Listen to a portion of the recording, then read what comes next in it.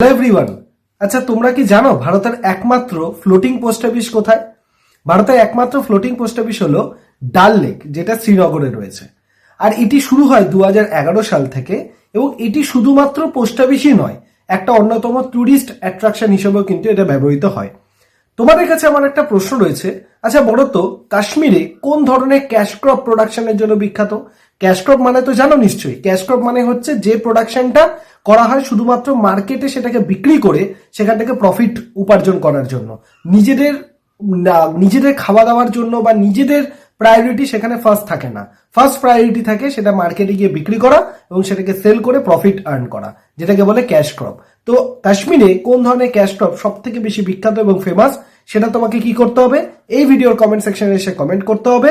এবং এরকমই daily geographical fact জানার জন্য জিওপিডিয়া লার্নিং ইনস্টিটিউশন ইউটিউব চ্যানেলটাকে সাবস্ক্রাইব করতে হবে। চলো বাই, টাটা।